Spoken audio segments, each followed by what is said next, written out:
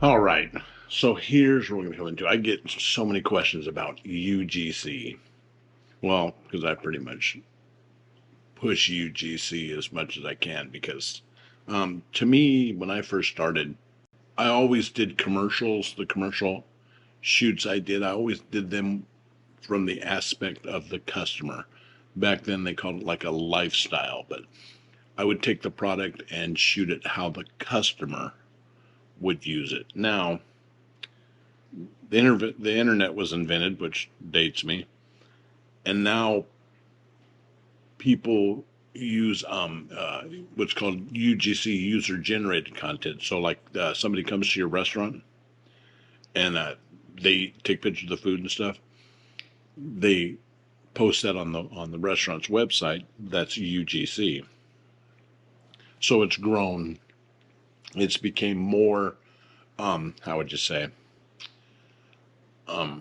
prevalent, or companies starting to figure out that, hey, this is a great way to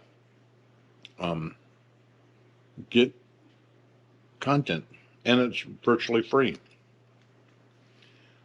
But they need more because there's a ton they got to post every day to stay relevant, because other companies, other restaurants, other stores, other companies are doing the same thing. They're posting every day.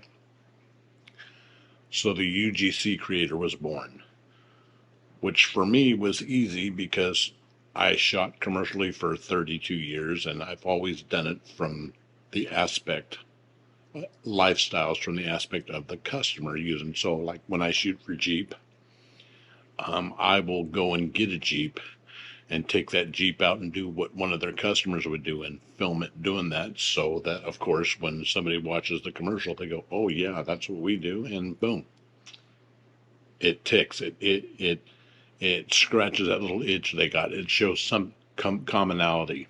Is that a word? Yeah, commonality. So now we had forward into UGC. Now companies are finding out that that is the perception that they're getting from UGC, user generated content.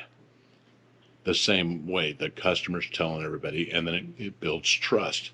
So now what companies do is they contact me and have me make UGC content for them. So I have a studio in there. Sometimes they'll send me the product, or I'll go out to where the product's being put in, or I'll be invited someplace to try the product. I will take pictures of it, take videos of it, set it up, use it, whatever it is. They'll pretty much pay me for each video I do and call it UGC content. Now, they're having me use the product, and I'm giving my opinion of the product in the commercial. So it's not like they're paying me to do a commercial, but they are kind of paying me to do a commercial. Does that make sense? All right, so back to UGC. Generally, when I do any kind of UGC for the company I work for, or if I'm doing it for other, I work for a company full time, and then I also have a media company called Studio L7. But generally, I treat it like a real commercial. So I'll record my own sound effects.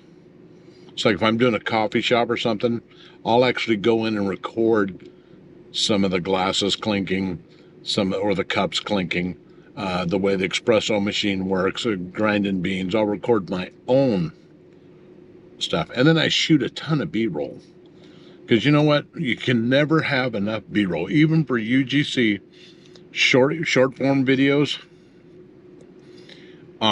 That's great. Get spreading the coffee beans around, maybe packing the cup for the espresso, maybe pouring the coffee. It's always good to have as much B-roll as you can. Mix that with the sounds, and also use sound effects, whooshes, thumps, regular old sound effects. Make it look as cinematic as possible.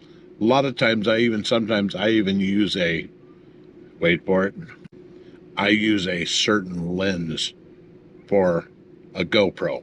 Now, to be honest with you, I use a GoPro almost all the time. Yeah, I have bigger cameras, but the GoPro is so easy to use and so easy to get in places. It's just unreal. Now, a lot of times I shoot 360.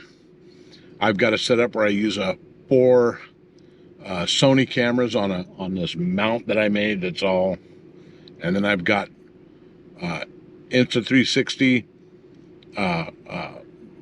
small 360 cameras, which are really convenient and have really good quality. And I use the GoPro. I have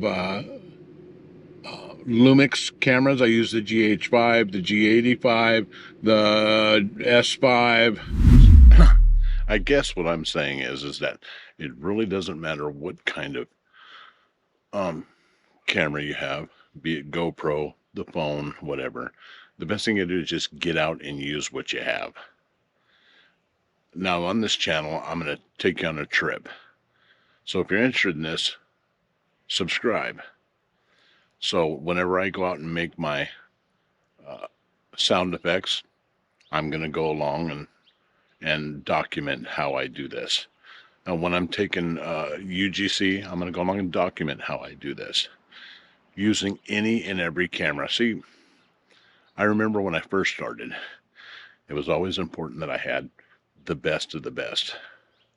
Now you get to a certain age and you realize it's the camera that gets the job done, not just the biggest camera. Whatever one gets the job done the easiest way. And over the last 10, 15 years, I've realized that it's not always the biggest and the baddest. Sometimes it's the easiest and the smallest that gets it done quickly, fast, and efficiently. So for instance, I used to always have to have a big computer with me. Over the last 10 years, I've switched everything to a iPad. Why? Because when I go to do shows and stuff with my company, I can get all this stuff done very quickly, especially with LumaFusion. It's almost a professional editor, but the way the industry's changed to where it's all internet, now I get stuff done. Will you take me 2 or 3 days? I do it in a night or two. So that's it for right now. Until next time.